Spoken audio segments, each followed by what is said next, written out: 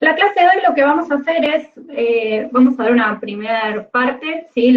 Vamos a estar arrancando con lo que es contaminación aguas, contaminación y tratamientos. Esta clase, esta unidad va a estar distribuida en 3 clases. Hoy vamos a introducirnos a lo que son los cuerpos de agua, la contaminación y autodepuración de cuerpos de agua y demás. Luego que terminemos con esto, vamos a estar viendo indicadores biológicos y actividades prácticas en relación a este tema. Y finalmente lo que vamos a hacer es, vamos a hacer parecido a lo que hicimos la clase pasada, con todos los grupos, en la última hora y media aproximadamente. Vamos a ir viendo con cada grupo el tema que le tocó y dándoles algunos lineamientos para que puedan arrancar con los trabajos, ¿sí? Esto va a ser más o menos la estructura de la clase de hoy. Bueno, ¿de dónde estudiamos? Aparte del material que les estamos dando, de la clase y demás. La fuente, digamos, de referencia es el libro de Rudimentos de Ingeniería Ambiental del ingeniero Sánchez, ¿sí? En particular lo que está en la parte del apunte número 2, ¿sí? Que es Introducción al estudio de la contaminación del agua, autodepuración de cuerpo de agua e indicadores biológicos. Bueno, vamos a empezar en qué es un cuerpo de agua, ¿sí? Vamos a tratar de hacer algunas definiciones. ¿A qué nos referimos con cuerpo de agua? Bueno, es una porción de agua limitada, ¿sí? Normalmente por sus partes inferiores y laterales, por sólidos o más o menos permeables, y la parte superficial por gases o por sólidos, depende del tipo de cuerpo de agua de que se trate. Algunas clasificaciones, los podemos clasificar en cuerpos de aguas superficiales o subterráneos. Los que son cuerpos de aguas superficiales, por ejemplo, tenemos mares, ríos y lagos, como podemos ver acá en esta imagen. Según su clasificación hidrogeológica, ¿sí? Los podemos clasificar en cuerpos de agua dentro de los que son subterráneos como acuíferos, acuífugo, acuicludo y acuitardo. Son algunas definiciones. Uno está más acostumbrado a escuchar acuífero como si fuera un genérico, pero hay algunas diferencias que ahora las vamos a comentar, ¿sí? Cuando hablamos de un acuífero, estamos hablando de una formación geológica que almacena y permite la circulación del agua subterránea. O sea, no es un río subterráneo, no es un tubo sin nada en el medio por el que corre el agua. No es eso un acuífero. Un acuífero tiene material en el medio, es un material poroso y permeable, o sea, poroso que permite la incorporación del líquido en el seno, y permeable porque permite la circulación de ese líquido. Acá algunos ejemplos: arenas, grafas, calizas. Después, el acuífugo es una formación geológica que ni contiene, ¿sí?, ni permite esta circulación, ¿sí? Son medios de materiales que son no porosos, ¿sí? Ni fisurados, o sea, básicamente ni contienen, ni pueden contener, ni permiten su circulación, son impermeables. Y acá el clásico ejemplo es el granito, ¿sí? Acuicludo, es capaz de almacenar, ¿sí?, agua, pero no permite su liberación, su libre circulación, o sea, la permeabilidad en este caso no la permite. El ejemplo: arcillas, margas, piedras pómez, o sea, la clásica es la arcilla, permite esa absorción, se mete el agua en el seno, pero no permite su circulación. Y acuitardo es capaz de almacenar agua, pero no de transmitir, no de permitir esta circulación. Algunos ejemplos, por ejemplo, materiales porosos pero poco permeables, ¿sí? O sea, permite poquito, no es que no permite nada, algo permite de circulación. Entonces, para acomodarnos un poco en estas definiciones, ahí tenemos listados los tipos de cuerpos, y tenemos la porosidad, ¿sí? Según la porosidad, por ejemplo, los acuíferos es alta porosidad o moderada, depende del tipo, y la permeabilidad, esa capacidad de permitir la circulación, es alta. Entonces, el clásico ejemplo es arenas. Idem con acuitardo, y lo que tenemos es el ejemplo de los limos, y acuicludo, el ejemplo de la arcilla, ¿sí? Y el último, que sería el que es muy bajo, casi nada permite incorporación y no permite circulación, el clásico ejemplo del granito. Bien, explicado esto, vamos a entrar en lo que es estado de un cuerpo de agua. Decimos que es un estado estacionario o de cuasi equilibrio, dinámico y cambiante en tiempo y espacio, ¿sí? ¿Por qué? Porque hay intercambio de materia, intercambio de energía, ¿sí? Va a haber cambio en las condiciones físicas, químicas y biológicas en este cuerpo de agua. Ejemplo clásico que daba acá el ingeniero, no me va a dejar mentir, es un charco, ¿sí? Un charquito de agua, por ejemplo, llueve, se genera un charquito, ese charquito va a tener un cierto volumen, va a ir pasando el tiempo, se va a ir evaporando esa agua, puede venir un animal y tomar esa agua, puede venir alguien y empujarlo y patear el agua y esa agua también se sale. Tenemos un intercambio, en ese charquito se puede haber actividad biológica, ¿sí? Puede haber reacciones químicas, entonces tenemos un tema en tiempo y espacio y dinamismo, como se puede ver con un charquito de agua, lo podemos pensar con un cuerpo de agua grande, como pueden ser los ríos, los mares y demás. Ahora vamos a ver un poco el ciclo del agua, ¿sí? ¿Cómo es que se conforman los cuerpos de agua? Acá tenemos, ¿qué vamos a tener? Vamos a tener que vienen las precipitaciones, ¿sí? Las lluvias, acá tenemos el clásico desde montañas, ¿sí? Hacia aguas abajo, hasta descarga en un mar, ¿sí? Por la topografía. Vamos a tener que en esta zona, esta va a ser la zona que vamos a llamar de recarga, ¿sí? Esta es la zona en la que se van a recargar, ¿qué cosas? Se recargan los acuíferos, ¿sí? Subterráneos, y también es la zona en la que van a estar naciendo los ríos, que luego van a poder dar conformación a lagos, ¿sí? Y a su vez tenemos estos ríos que tienen descarga a mar, y a su vez podríamos tener los mares y la interconexión de mares. Pero esto para que entendamos nosotros el concepto de cómo es que funciona el ciclo del agua y cómo es que se cargan los acuíferos y cómo están interconectados los cuerpos de agua, tanto superficiales como subterráneos, ¿sí?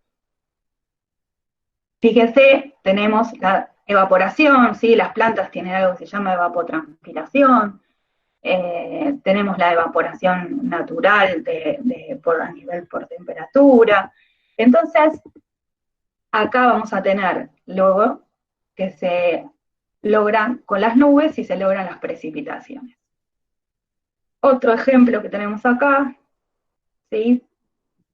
Idem, tenemos, fíjense que es importante entender que las zonas de recarga de acuífero están donde tenemos las precipitaciones importantes. Acá en el anterior también podríamos agregar zonas de glaciares, ¿sí? Que también son las reservas de agua que tenemos en hielos y glaciares, que después pasan a todo el circuito de agua fluida, ¿sí? Bien. Otro concepto que nos interesa, dado el anterior, dado que ya nos metemos en que tengo, bueno, cuerpos de aguas que son superficiales y cuerpos de aguas que son subterráneos, lo que voy a tener es el concepto de nivel y de pozo freático, ¿sí? El nivel al cual se encuentra el acuífero libre es el primer cuerpo de agua subterráneo que yo tengo, y se encuentra a presión atmosférica. Entonces, el pozo freático, cuando yo digo que hago un pozo y uno toma al agua del freático, es el pozo que está tomando de ese acuífero libre. Otro concepto que tenemos que entender es el de pozo artesiano, ¿sí? El término artesiano se aplica a cualquier situación en la cual el agua subterránea bajo presión asciende por encima del nivel del acuífero. Ahora lo vamos a ver en el dibujito, pero primero nos tienen que quedar claras algunas cositas. Para que sea artesiano, ¿de qué estoy hablando? El agua debe estar confinada en un acuífero inclinado para que un extremo pueda recibir el agua de recarga, ¿sí? Porque estábamos diciendo que aguas arriba del acuífero se va a recargar, Y luego, por encima y por debajo del acuífero, debe haber acuicludos, estos que hablábamos nosotros que no permiten esa circulación, no son permeables, ¿sí? Evitando la circulación de agua en la vertical entre los cuerpos de agua subterránea. Entonces, la diferencia del nivel piezométrico entre la zona de recarga del acuífero y el punto de la toma que yo voy a hacer, o salida del agua, si es natural, será proporcional a la elevación de la columna de agua por sobre el nivel del acuífero en el punto del análisis. Ahora lo vamos a ver en un gráfico. Entonces, hay que tener en cuenta que cuanto mayor sea la distancia entre el área de recarga, mayor será también la fricción y menor la elevación del agua dada esta fricción. Entonces, en consecuencia, el pozo artesiano puede ser surgente o no surgente, según sea esta diferencia de nivel piezométrico. Y puede ser artificial o natural, puede ser que yo haga un orificio para llegar hasta el acuífero, y otra es que sea de forma natural. Y acá vamos a explicar un poco eso que comentamos en palabras. Nosotros tenemos el acuífero inclinado, ¿sí? Hacia, para allá, estaría terminando finalmente la descarga en mar o en otro cuerpo de agua. Área de recarga, ¿sí? Acá es donde se recarga el acuífero ingresa el agua por acá y va fluyendo. Entonces, el nivel freático es el acuífero libre, es este nivel que está marcado acá. A ver, puedo poner un punterito acá, ¿sí? El nivel freático está acá, esta es el acuífero libre, ¿sí? La napa freática, este es el nivel. Fíjense que está por encima, ¿sí? De lo que serían los estratos impermeables, que son los que te están sellando este acuífero que está acá. Luego, esta presión atmosférica, ¿sí?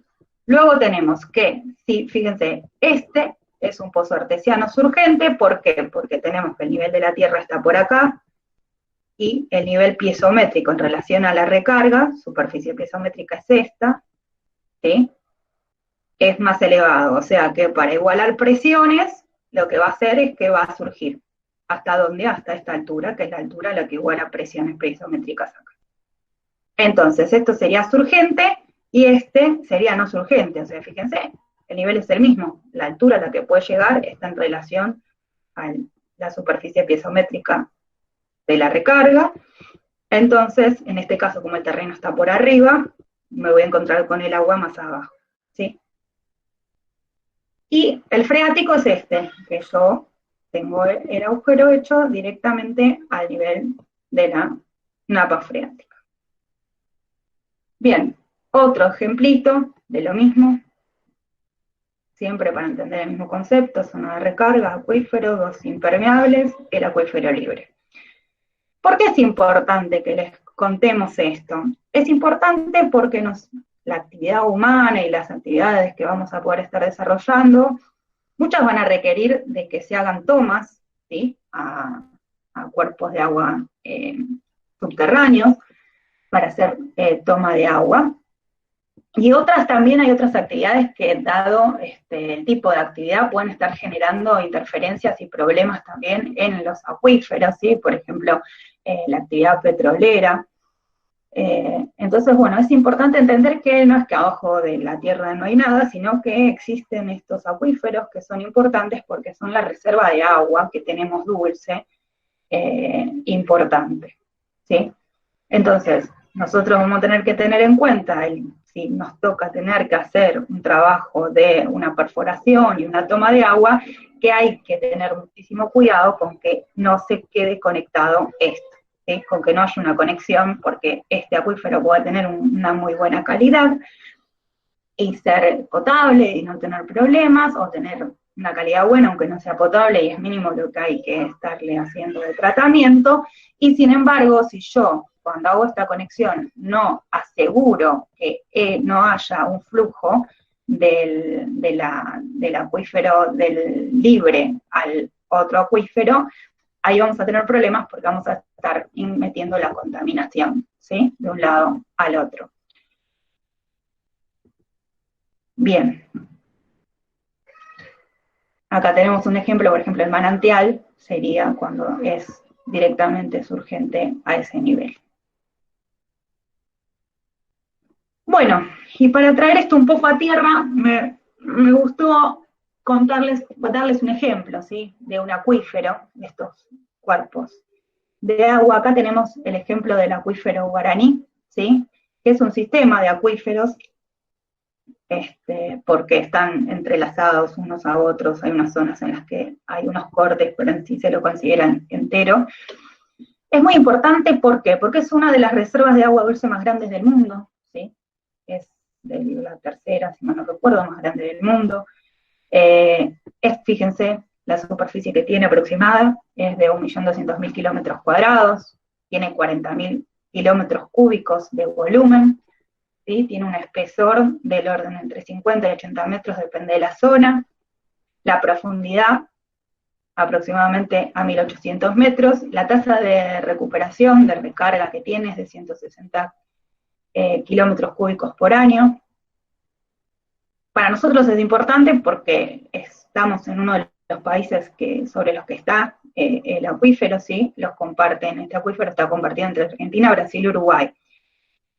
Y así como hablábamos la otra vuelta del tema de Naciones Unidas y demás, y de los acuerdos, y también contábamos este tema de que cómo es la regulación en temas ambientales, que nosotros somos un país federal y el territorio, y que es un dominio, la administración de ese territorio de los municipios. Bueno, pasa lo mismo entre países, ¿no? Acá tenemos un acuífero, algo que es del medio ambiente, que no reviste límites políticos algunos, ni entre provincias ni entre países. Entonces tenemos un recurso que hay que cuidarlo, que hay que administrarlo, ¿sí? Hay que gestionarlo, hay que ver qué límites se ponen de extracción, de cómo vamos a estar utilizando este recurso, o qué límites pongo de posibilidades que haya que en función de las actividades que se lleven adelante se pueda estar contaminando, siendo que es un reservorio importante de agua dulce. Entonces lo que está firmado y llevó muchísimo trabajo y se arrancó en el 2010 es un acuerdo que se llama Acuífero Guaraní, que se firmó entre los países, se firmó, fíjense, en el 2010, esto es para que tengamos una idea de lo que lleva, los años que lleva a lograr ponerse de acuerdo, y después no es tan así el acuerdo. Fíjense, se ratificó 2 años después por Argentina y Uruguay, Brasil y Paraguay no lo querían ratificar, finalmente fue ratificado unos cuantos años, 5 o 6 años después, por Brasil y por Paraguay después, y lo que está faltando es un depósito del instrumento de ratificación que tiene que hacer Paraguay, que aún no lo hizo, por lo cual si no hace ese depósito no entra en rigor, o sea que no está todavía, al menos hasta la última información que yo estuve buscando, no estaba vigente. ¿Qué es lo que plantea este acuerdo? Bueno, son lineamientos, o sea, como hablábamos la otra vuelta, lineamientos bastante generales, que hay que bajarlos más a detalle, pero bueno, ya por lo menos plantea algunas limitaciones y algunas cuestiones importantes en relación al uso de ese recurso, ¿sí? Fíjense, el 80% más o menos del acuífero está en Brasil, entonces lo que ellos hagan en el acuífero es muy importante porque va a afectar al acuífero de manera importante.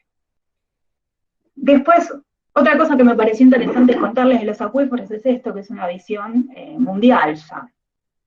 Esto que estamos viendo, la fuente es el Water Resource Research Journal, que es una revista, es internacional, es con base en Estados Unidos, que es muy buena porque es una revista que es científica, es una revista que hace revista científica, o sea que está se publica lo mejor, digamos, y lo mejor de lo mejor y lo más actualizado. Y este es no encontré uno más actualizado, este es del 2015, pero no creo que haya variado mucho, en el que hay este trabajo lo tienen citado, el que le interese puede ir a buscarlo y se lo lee entero. Es esta imagen que es de los datos gravitacionales del sistema de satélite GRACE de la NASA, ¿sí?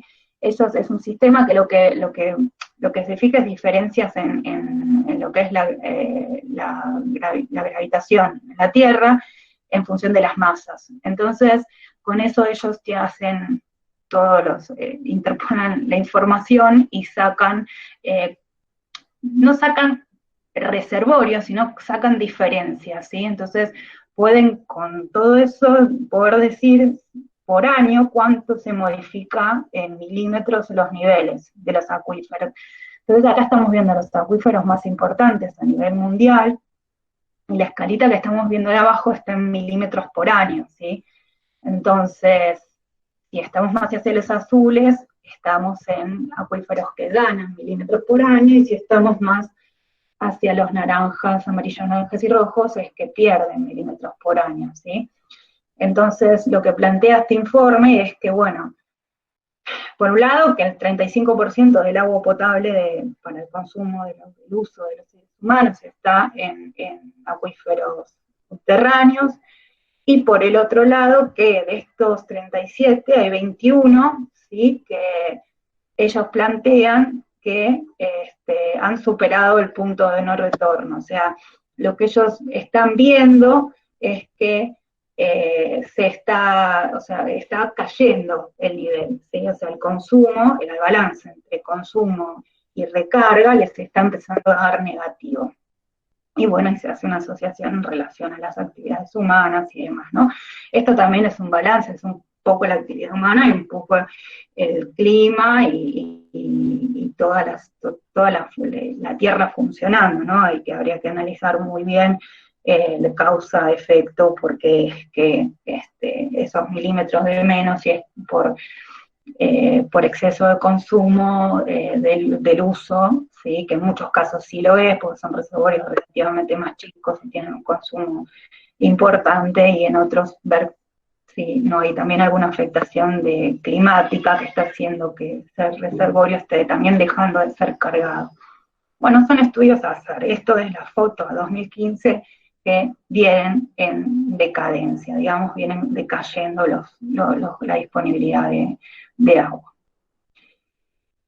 Bueno, cerrado esto, vamos a meternos un poco en el concepto de estratificación térmica, ¿sí? Acá podemos ver, por ejemplo, un corte en un lago.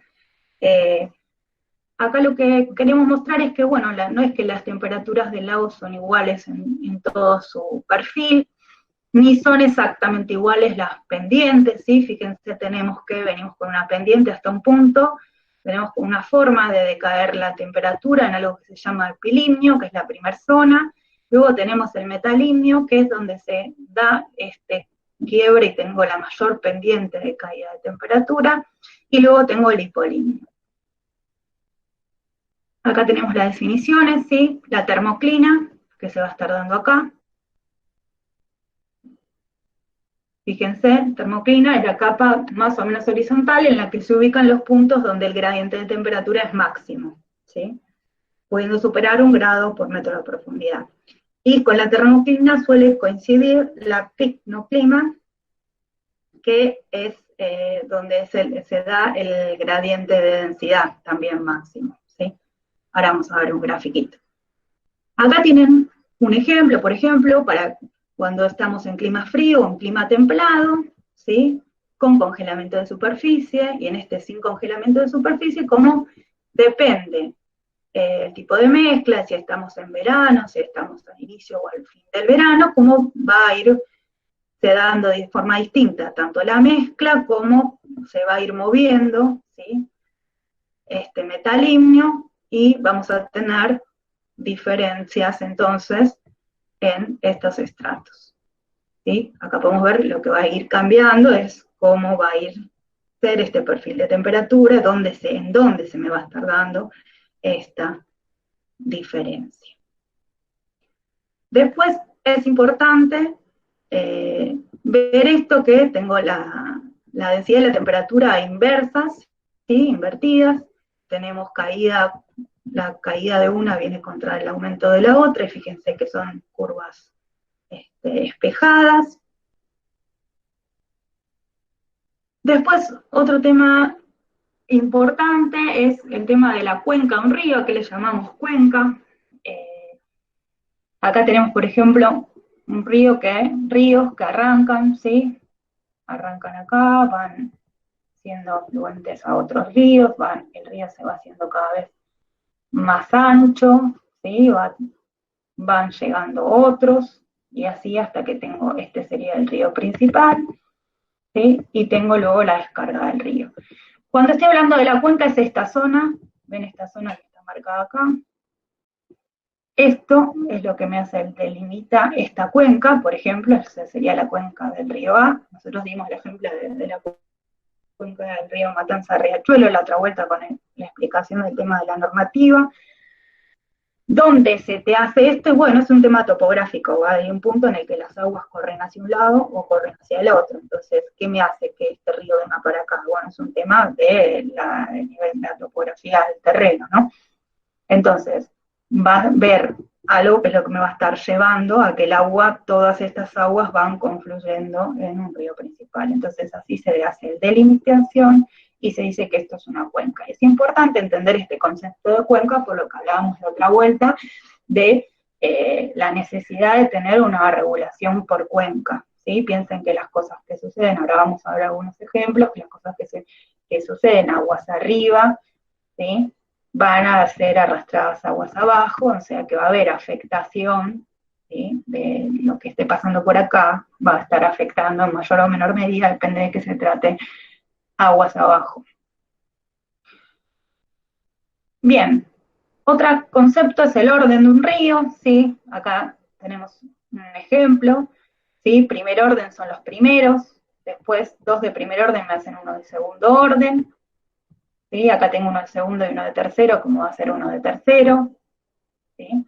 Y así es como cuando uno pregunta cuál es el orden de un río, bueno, un orden de un río te da idea de la zona, de cómo va a ser, ¿sí? De qué es lo que va a estar pasando en esa zona. Por ejemplo, en un primer orden de río, vamos a tener, ahí tengo un río que va a venir, va a ser más angosto probablemente, va a tener su caudal, va a ser más angosto, va a tener probablemente arboleda y vegetación que quizás si es muy angosto puede estar cubriendo la totalidad del río. Dado que va a haber mucha vegetación, vamos a tener también que la temperatura a la que le va a poder estar llegando el cuerpo de agua también va a ser diferente, va a tener probablemente una gran velocidad, entonces ese cuerpo va a estar por esa velocidad con la que está circulando y en movimiento, y va a tener turbulencia. Imagínense un río que viene bajando por una montaña, de esa carga en la montaña que vimos antes, va a ser un río bastante oxigenado, con mucho movimiento.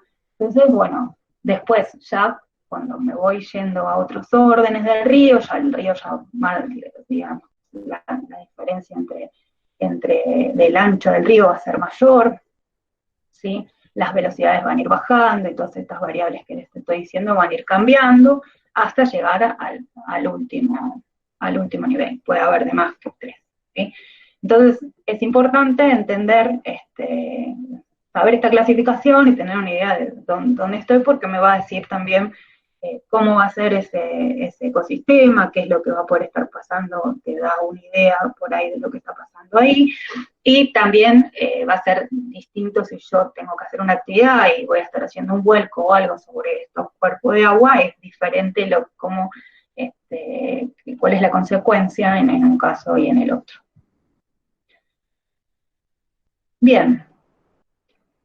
Ahora vamos a ver procesos naturales, ¿sí? De estados de cuasi equilibrio físico, químico y biológico. Y es básicamente decirles qué es lo que pasa. Nosotros hablábamos que es un cuerpo de agua dinámico y que hay procesos naturales. Entonces, acá más o menos los listamos, ¿sí?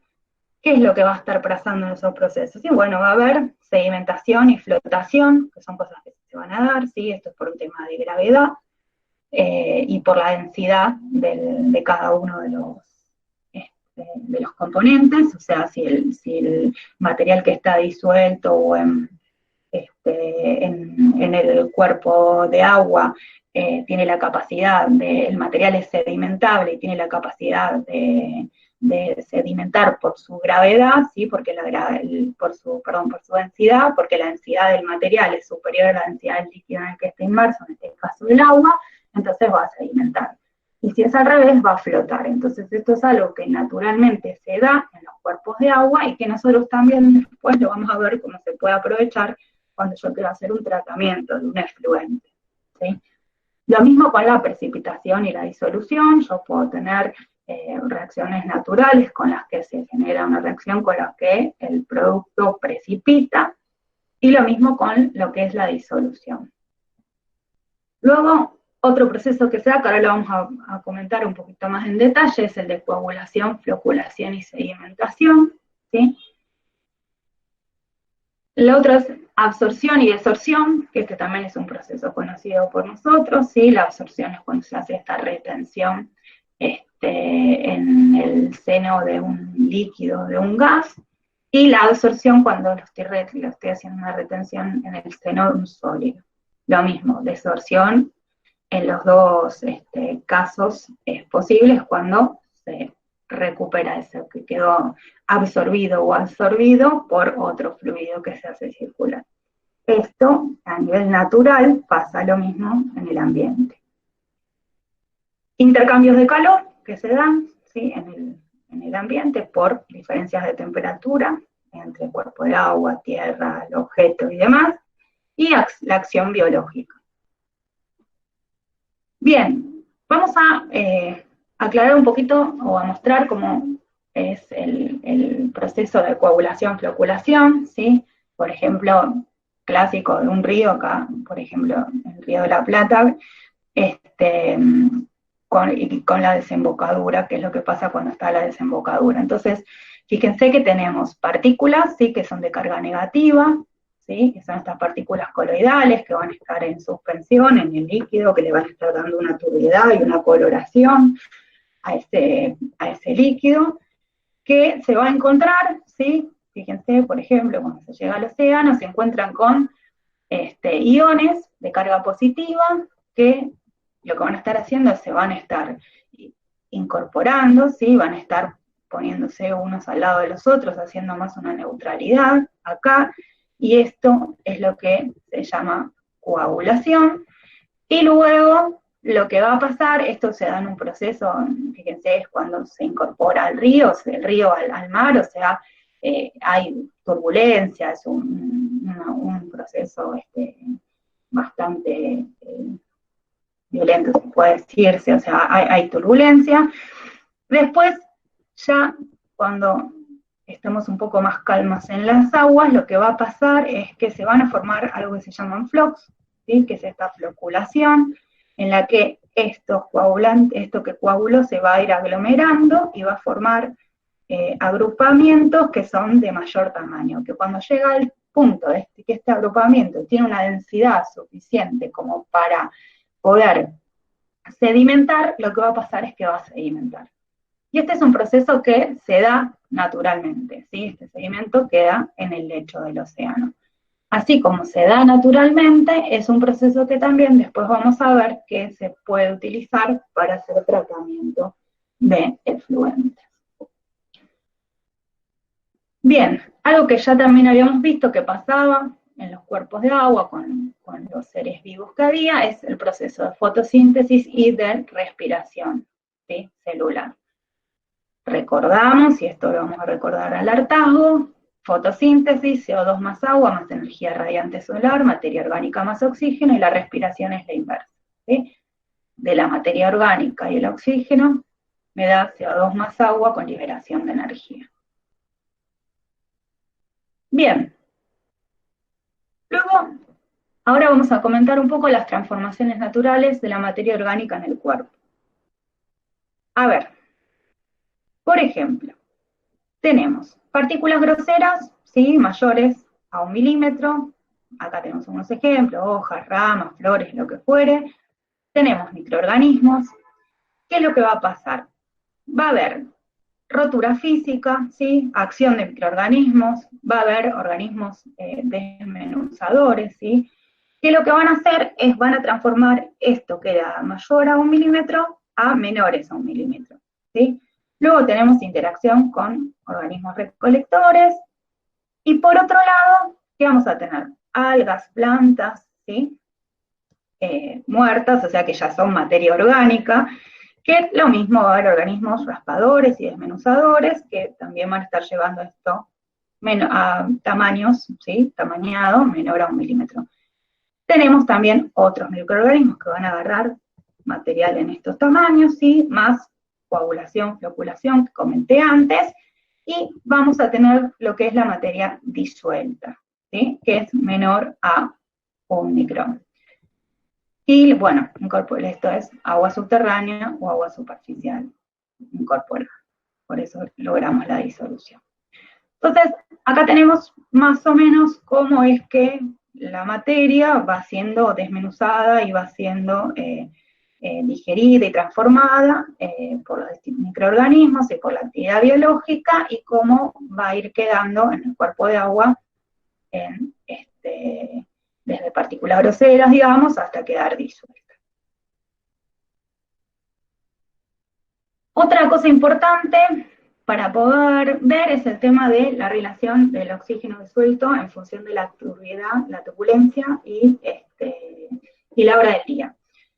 Por ejemplo, acá tenemos un mediodía soleado, o sea, es de día, o sea, tengo organismos fotosintetizadores que van a estar generando oxígeno. Entonces, fíjense cómo sin esto, U es velocidad del viento, sin velocidad del viento vamos a tener que la concentración de oxígeno, ¿sí? Va a ir creciendo, está mayor en la zona donde voy a tener mayor fotosíntesis, y después va decreciendo. Y acá lo que tenemos es que si hay mayor velocidad del viento, ¿sí? Lo que hace esto es que se empareja, ¿sí? O sea, fíjense, lo que sería el oxígeno que está todo por acá abajo, estaríamos quedándonos con un área semejante, pero por acá, ¿sí? O sea, llega a haber más concentración, más parejo hacia el fondo del cuerpo. Y si estamos en la madrugada, que es de noche, no tengo fotosíntesis, no tengo generación, solo tengo el intercambio que puede haber con la atmósfera, y lo que tengo es consumo. Acá también tengo consumo de oxígeno, ¿sí? Acá tengo generación y consumo, y acá voy a tener consumo sin generación. Entonces, fíjense cómo la curva del oxígeno da menor a la anterior, ¿sí? En relación a esta, más allá de que no está la generación, podemos ver de que no llega tan profundo, ¿sí? O sea que esta zona no va a tener oxígeno, y fíjense como si hay viento, lo que genera es que el oxígeno, bueno, va a ser menor, pero lo misma situación que antes, o sea, dicho sea la turbulencia, lo que va a estar generando es que empareja las concentraciones a lo largo del perfil hacia abajo, hacia el fondo. Otro concepto interesante es el del balance de oxígeno, o sea, cómo es este balance de oxígeno. Es un balance entre lo que hay y lo que entra y lo que sale, ¿sí? Fíjense, la fórmula en rigor es esta: el oxígeno final va a ser el inicial más lo que entra menos lo que sale, ¿sí? ¿Qué entra y qué sale? Entonces, ¿qué es lo que entra? Bueno, tenemos la absorción desde la atmósfera, ¿sí? Que se va a dar en función del nivel de saturación que se tenga del líquido, ¿sí? Del oxígeno, del gas en el líquido, y la fotosíntesis, ¿sí? Fotosíntesis de algas, cianobacterias, plantas sumergidas, o sea, los que generen oxígeno. O entra por intercambio con la atmósfera, o es generado por organismos que tienen la capacidad de generar oxígeno.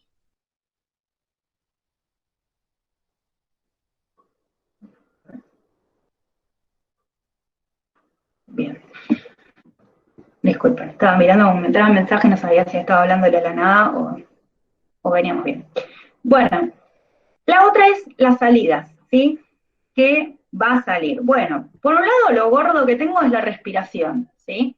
Así como entradas de fotosíntesis, recordamos esa formulita que les contábamos antes. La salida es la respiración. ¿Respiración de quién? Bueno, de peces y otros animales, de plantas, algas, recordamos que también respiran. Otros microorganismos heterótrofos y microorganismos autótrofos quimiosintetizadores, ¿sí? Respiración. Por otro lado, tengo el consumo por microorganismos autótrofos quimiosintetizadores para la transformación del carbono inorgánico en carbono orgánico, o sea, no para respirar, sino que para transformar carbono inorgánico en orgánico, y el consumo por reacciones meramente químicas, o sea, una redox clásica que hace consumo de oxígeno, ¿sí? Por ejemplo, la oxidación química de sulfuros.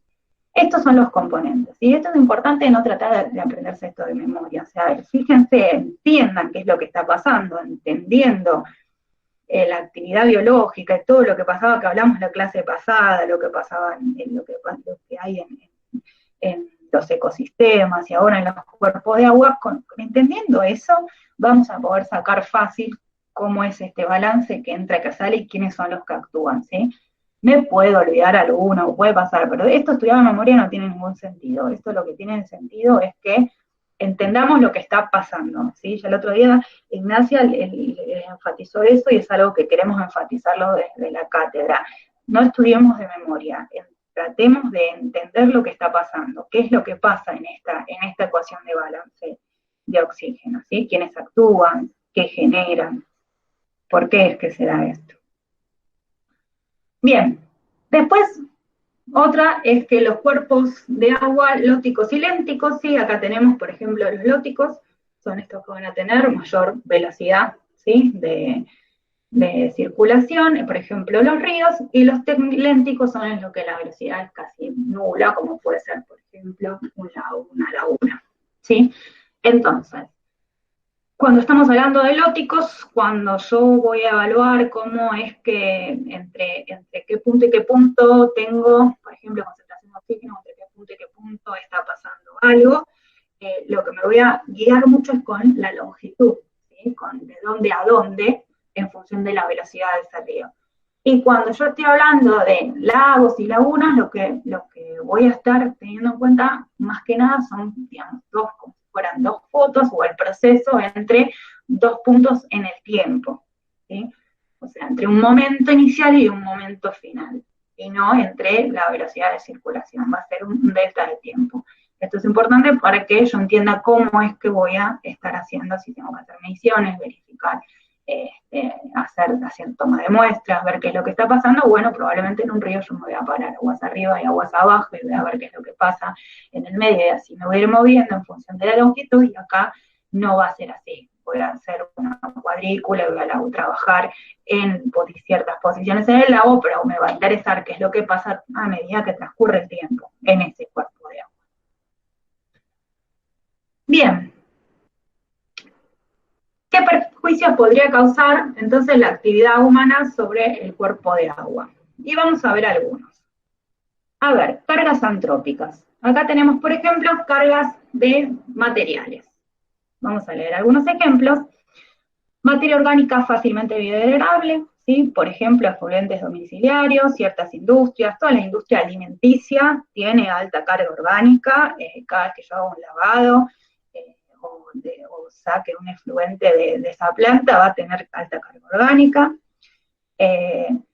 Materia orgánica difícilmente degradable, por ejemplo, efluentes de ciertas industrias y otros que no son tan fáciles de degradar, o de plantas de tratamiento comunales.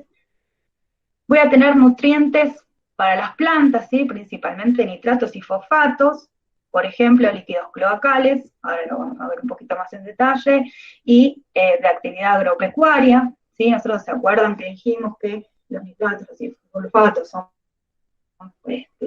los fosfatos son nutrientes para las plantas y las algas, y algunos microorganismos. Metales pesados, ¿sí? Los principalmente industriales, sales, ¿sí? Efluentes industriales, contaminación atmosférica por acidificación del agua, como el ácido sulfúrico y el ácido nítrico.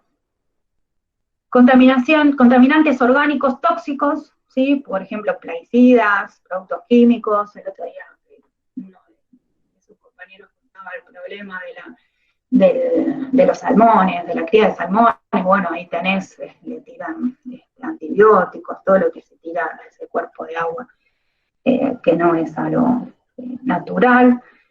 Erosión y lixiviación de suelos. Bien.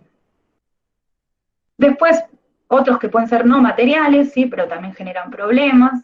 Por ejemplo, calor perdido. Acá está el ejemplo de centrales térmicas, sí, o sea, acá, pérdida de calor, introducción de calor al cuerpo de agua. Uno de los parámetros es la temperatura, que vamos a estar nosotros hablando en la clase que viene.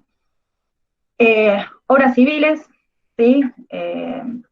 Rectificación de cauces, embalses, impermeabilidad de fondo, ¿sí?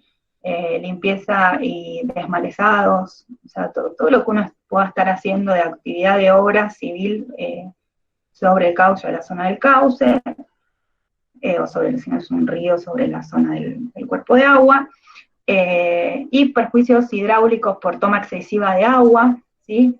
Por canalizaciones o por centrales hidráulicas, o sea, uno podría estar dejando sin agua en calidad o en cantidad, aguas abajo, por ejemplo, en un río o en una laguna, lo mismo, yo podría estar, o si no es un cuerpo de agua superficial y es subterráneo, también lo puedo estar agotando por exceso de toma, de consumo, si yo consumo más de lo que se recarga el acuífero, lo voy a ir bajando, como se veía a nivel internacional, que eso ya se estaba viendo. Bien, bueno, estos son algunos ejemplos, ¿sí? Nosotros podríamos encontrar más y estaría bueno que ustedes hagan el trabajo de pensarlo, ¿sí? De pensar, y bueno, en qué podemos estar nosotros contaminando, cargando, generando un problema, con qué otra actividad podría estar. Bueno, una clásica es el tema de los plásticos, que acá no está incorporado, por el tema de la contaminación de plásticos, de microesferas, micropartículas de plástico que hay hoy en los océanos, es importante y es un problema porque la mayoría de los tratamientos que hacen la toma, muchos no están ni preparados para poder filtrarlo eso, tratarlo de alguna forma. Entonces, bueno, es un tema de análisis, de investigación. Hoy día empezar a tener en cuenta qué es lo que puede haber en el cuerpo de agua en relación a plásticos, ¿sí? Para poder ver si los sistemas de tratamiento que estamos teniendo, nosotros la toma del agua, la estamos haciendo de ese cuerpo de agua, que puede estar contaminado con estas micropartículas, y lo que hay que ver es si la planta de tratamiento que potabiliza el agua, la que toma, después cuando veamos tratamientos, Malena les va a contar cómo hace AISA para hacer tratamiento potabilización y cómo hace el tratamiento de fluentes cloacales, en un ejemplo de alguna de las plantas. Lo que hay que ver es si el proceso que uno tiene lo ve, ¿sí? Si lo trata, si lo puede tratar. Romy, acá están comentando. Sí. Perdón, Romy. Sí, habla. Acá están comentando que cuando se lava la ropa sintética libera microplásticos. Sí. Estaban comentando eso. Claro, el tema. Sí, es todo el tema de los microplásticos, es un tema que ya tuvo el boom ya hace unos años, pero yo no sé si no le he visto que esté muy solucionado todavía. A mí me surge la pregunta bueno, estamos, por ejemplo, AISA, ¿está midiendo esto? ¿Está tomándolo en cuenta? ¿Está chequeando si hay algo de esto en el agua? Y si lo chequea y si es un parámetro nuevo a monitorear, qué es lo que están haciendo, ¿sí? Porque, por ejemplo, en la normativa de aguas, dentro de los parámetros, dentro de las cuestiones a controlar, no está esto, no existía, es algo nuevo, es algo antrópico que generó un efecto en el ambiente que hoy se sabe que hay microplásticos en el agua que nos lo podríamos estar tomando y no nos damos cuenta. Entonces hay dos cosas, una es cuando yo hago toma del cuerpo de agua para tratamiento, para potabilizar, para tomar el agua, o sí, para que sea de uso humano y consumo, y la otra es al revés, cuando yo voy a hacer el tratamiento de disposición final para el vertido, ¿sí? Lo mismo, es un parámetro nuevo, digamos.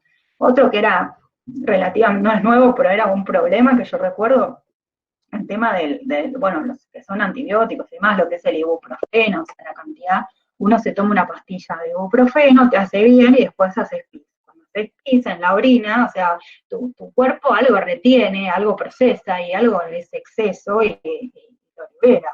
Entonces, El tema es que hay concentraciones importantes de ibuprofeno es un ejemplo, pero de medicamentos que se van a los efluentes, y después esos efluentes se tratan. Y el tema es, está bien, ¿cómo? Ese no es un parámetro que en general esté normado, el límite de ibuprofeno que tiene que haber en un cuerpo para invertido, y uno se están tratando con lo que hay de normativa, y se está volcando un cuerpo de agua, o sea que puede haber el parámetro, vos monitoreás un parámetro de vuelco en función del parámetro que tenés definido que tenés que controlar. Si vos no tenés definido que lo tenés que controlar, no lo controlás, no lo mirás, se te va, ¿sí? Entonces no sabés. Y bueno, y así es como se evoluciona y se va aprendiendo, se van entendiendo que hay otros efectos y otras cosas y va evolucionando en función de los efectos y los problemas que causa la normativa, marcando controles y límites, ¿sí? Bueno, y ahora vamos a contar un poquito, vamos a contar un poquito cómo es el tema de ¿qué es lo que pasa cuando yo hago un vuelco de materia orgánica de fácil biodegradación? ¿Sí? Cuando hablamos en general acá de materia orgánica, estamos hablando de materia orgánica de fácil biodegradación. Estoy hablando de este plástico que les estaba contando antes, ¿sí? Estoy hablando de restos de comida, de una descarga de un efluente cloacal, ¿sí? Estoy hablando de materia orgánica de relativamente fácil biodegradación por ese cuerpo. Entonces vamos a ver qué es lo que pasa. Yo tengo, en la flechita es un punto de vuelco. Por ejemplo, no sé, una descarga de una planta lechera, ¿sí? Que hace el lavado de toda la instalación y a un cierto momento del día, por ejemplo, todos los viernes, todos los lunes, no sé, a última hora, hace un lavado fuerte y tira efluente, ¿sí? Se supone que lo tengo que tratar y tengo que tirarlo por parámetros de hueco. Pero vamos a pensar en que tengo una fuerte descarga de materia orgánica en un cuerpo de agua que venía con su equilibrio, ¿sí? Un río que venía fluyendo bien o un lago que estaba ahí en su equilibrio, ¿sí? Fíjense que acá dicen longitud en tiempo. ¿Se acuerdan que dijimos que yo podía ver la evolución o a lo largo de los kilómetros, por ejemplo, de un río o en función del tiempo? Entonces acá lo que voy a tener es una descarga de este efluente, ¿sí? Acá lo que vamos a estar viendo es bacterias, algas, fauna, ¿sí? Y acá lo que vamos a estar viendo es la materia orgánica en sí, oxígeno, nitratos y amoníaco. Entonces, ¿qué es lo que pasa? Tenemos, por ejemplo, tiro acá un vuelco, esta curva, entendamos, y síganme, así entendemos más o menos la lógica, así después cuando uno pregunta, la pregunta clásica de esto es, ¿cuáles son los efectos de un vuelco de una alta carga de materia orgánica en un cuerpo de agua? Bueno, la respuesta a esa pregunta es hacer estos gráficos bien y saberlo explicar, ¿sí? Entonces, vuelco de agua, materia orgánica, concentración de materia orgánica, sube, ¿sí? ¿Por qué? Porque yo volqué. Sube y va a ser máxima en los alrededores del vuelco o en las cercanías, aguas abajo del vuelco, ¿sí? ¿Qué es lo que va a empezar a pasar? El oxígeno disuelto va a empezar a caer. ¿Por qué cae el oxígeno disuelto? Porque hay microorganismos, ¿sí? Hay microorganismos en el ambiente y hay microorganismos también que van a estar viviendo probablemente con el mismo vuelco. Y lo que va a pasar con estos microorganismos es que van a empezar a comer la comida, o sea, van a empezar a comerse esta materia orgánica, ¿sí? Comerse entre comillas, la van a empezar a degradar. Y esta degradación de la materia orgánica va a hacer que la población, por ejemplo, de bacterias suba, ¿sí? Comen, se reproducen, ¿sí? Se reproducen, y como se reproducen y tengo mucha mayor cantidad de bacterias, lo que va a pasar es que va a haber más consumo de oxígeno, ¿sí? De estas bacterias que requieren de oxígeno. Entonces, lo que va a pasar es que el consumo de oxígeno, la concentración de oxígeno en el cuerpo de agua cae. Entonces, lo primero que pasa es, suben los microorganismos, baja el oxígeno, ¿sí? ¿Cómo va a seguir esta curva? Bueno, los microorganismos van a subir y después van a empezar a caer, ¿sí? ¿Por qué? Porque la materia orgánica también va a empezar a caer, porque se consume, entonces cada vez va a haber menos. Entonces, esta explosión de microorganismos que hubo acá, porque había mucha materia orgánica, cuanto hay menos, la tasa de reproducción va a ser cada vez menor y aparte, cada vez va a haber menos comida para que puedan sobrevivir todos, entonces también se van a ir muriendo. el consumo de oxígeno, entonces va a haber un pico de consumo máximo en un momento, que va a bajar la concentración de oxígeno, y después el oxígeno va a poder volver a ir estabilizándose. ¿Sí? ¿Por qué? Porque los microorganismos son cada vez menos y respiran cada vez menos, inicialmente. Ahora vamos a ver otra cosa que pasa en paralelo. ¿Qué pasa? Los seres vivos tienen un rango de nivel de concentración de oxígeno en el que pueden vivir, ¿sí? Tienen un rango de pH, un rango de temperatura, un rango de un montón de parámetros que son los que permiten la vida de ese ser vivo. Bueno, uno importante es el oxígeno. Por abajo de cierto límite, por ejemplo, en este caso, este es el límite para los peces, que es el primero, ¿sí? Es más sensible el pez que un alga. Y luego viene el alga. Entonces, ¿qué va a pasar? Va a empezar a decaer la concentración, la cantidad de peces que hay por unidad de volumen, y va a empezar a caer también la cantidad de algas, hasta el punto en el que no va a haber más. ¿Sí? Entonces, en este punto es donde dejó de haber peces y algas, ¿sí? Por la falta de oxígeno.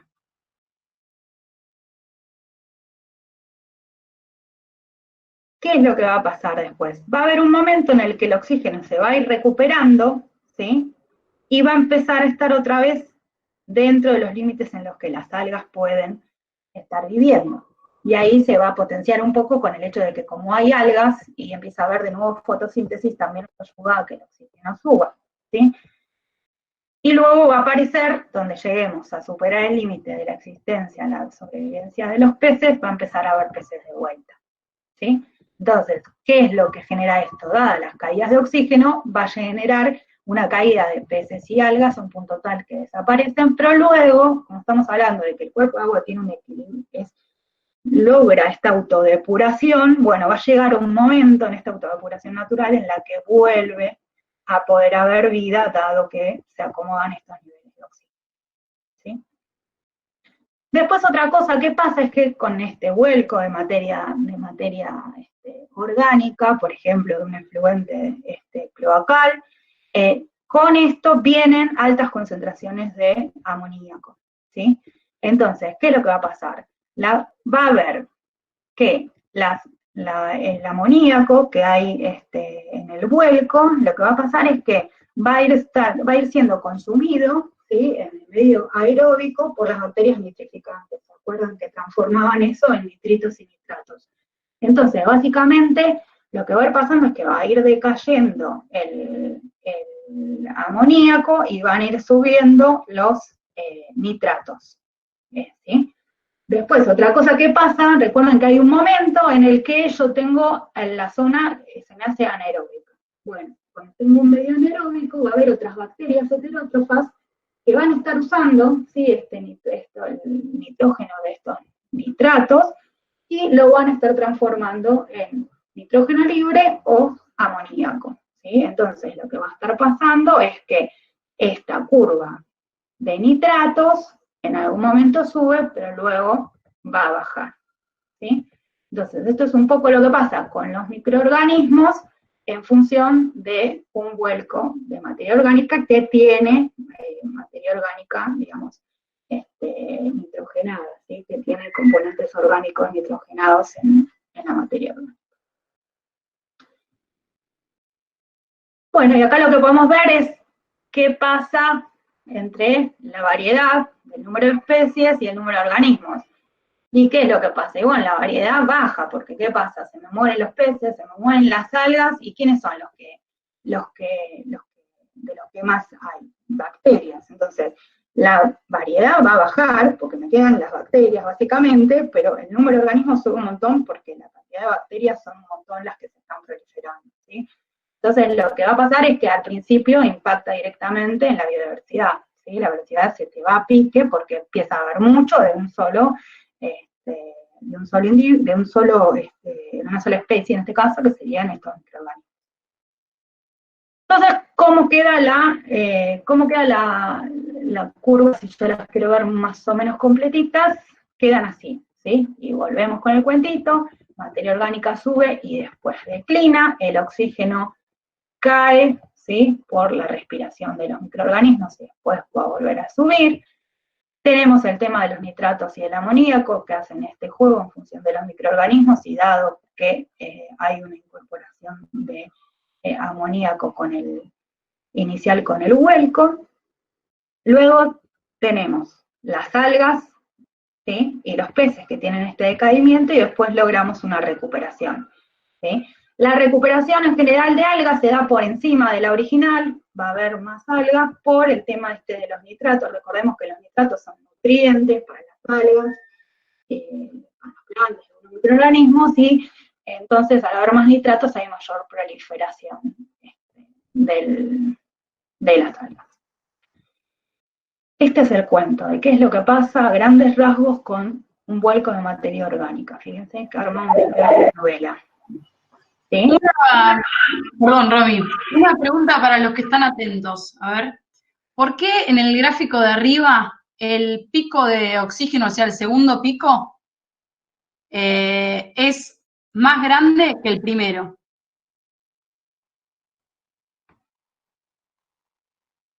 Por chat, a ver quién está atento y me responde esa pregunta. ¿Me entendieron? No tengo el cursor para marcarles. Pero ¿por qué en el gráfico de arriba hay más oxígeno que el inicial, digamos? ¿Ahí apuntás, Nacho?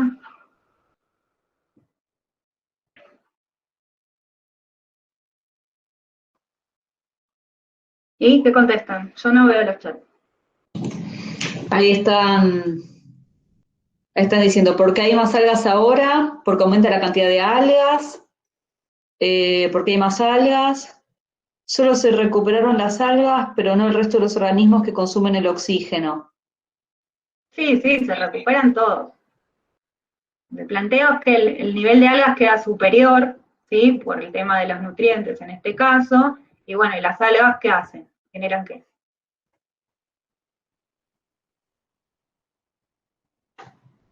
¿Cuál es el balance de oxígeno, uno de los ingresos de oxígeno en un cuerpo de agua? A ver, escriban en el chat. Fotosíntesis, materia orgánica. Fotosíntesis. ¿Sí? Y acá dicen, ¿la materia orgánica en sí no introduce oxígeno? No, en sí, no. En materia orgánica, vos pensás que estás tirando leche, estás tirando salsa de tomate, estás tirando... sí, va a tener su oxígeno en función de la mezcla que tenga y cómo vaya la turbulencia de lo que estás tirando, va a haber un equilibrio de oxígeno disuelto en ese fluido, si es un fluido. No sé a qué apunta la pregunta, pero cuando hablo de materia orgánica estoy tirando comida, ¿sí? Estoy tirando algo de fácil biodegradación, algo que los microorganismos me lo van a poder degradar. ¿Sí? El consumo de oxígeno es el oxígeno, lo que cae es la concentración de oxígeno disuelto en el cuerpo. ¿Sí? Que por eso habíamos visto el balance de oxígeno, de qué cosas dependía. No le alcanza la transferencia de oxígeno con la atmósfera para poder superar ese consumo excesivo que tiene de oxígeno. Fíjense, acá lo que tenemos es, cuando ahora van a ver con Nacha, el tema de los índices de saprobiedad. Fíjense, acá abajo tenemos, dice organismos, qué tipo de organismos se dan en función del tipo de medio, y fíjense que acá dice polisaprobios, mesosaprobios alfa beta y oligosaprobios, ¿sí? Y en realidad lo que tenemos es una relación de pudredumbre, digamos, ¿sí? Los saprobios, de cuán podrido está el medio, dada esta materia orgánica y todo lo que contamos que pasa, lo que va a hacer es un medio más podrido en esta zona, un poco menos, un poco menos y un poco menos. Entonces va a haber ciertos microorganismos que tienen la capacidad de vivir en cierto tipo de medio, que van a ser esto que vamos a llamar polisaprobios, otros que van a ser meso y otros oligos, que van a ser los que viven en un medio que es más limpio, ¿sí? Agua más limpia y más pura, fíjense. Cómo se recupera, viene desde que el agua estaba limpia, se hizo la descarga, ¿sí? Se produce todo el problema en el cuerpo de agua, se va recuperando y luego voy a volver a tener agua en condiciones. Fíjense cuán importante es el conocer el cuerpo de agua, ¿no? Ustedes piensen ahora, se los cruzo con la normativa. Imagínense que ustedes copian una norma de niveles permitidos, de parámetros de vuelco no sé, en un lago en Suiza, y viene y dice, uy, mira, es esto, estos son los límites, vamos a copiar a Suiza, porque Suiza es genial, o a Alemania, porque Alemania es genial, y vienen y lo ponen acá en una normativa, y lo aplican a un cuerpo de agua de acá. ¿A ustedes qué les parece que va a pasar? O sea, ¿puede hacerse eso? ¿Está bien hacer eso? Contesten por el chat. A ver, lo se veo ponen en el ahí. chat que no, acá dicen que no. ¿Por qué? No, porque va a depender de cada ecosistema. Exacto, esa es la respuesta, ¿sí? No podemos hacer eso. Yo tendría que conocer el ecosistema que tengo en esa laguna, en ese río, tendría que saber quiénes viven ahí, ¿sí? Quiénes son los microorganismos, quiénes son las algas, o sea, quiénes son con nombre y apellido, quién es, qué especie es, entre qué rangos funciona, o sea, tendría que saber mucho de ese cuerpo de agua para poder saber qué capacidad de autodepuración va a tener respecto del contaminante que le voy a tirar, para poder estar seguro que va a tener capacidad de autodepurarse sin generar un problema, ¿sí? Entonces, acá es donde la cosa con el ambiente se complica.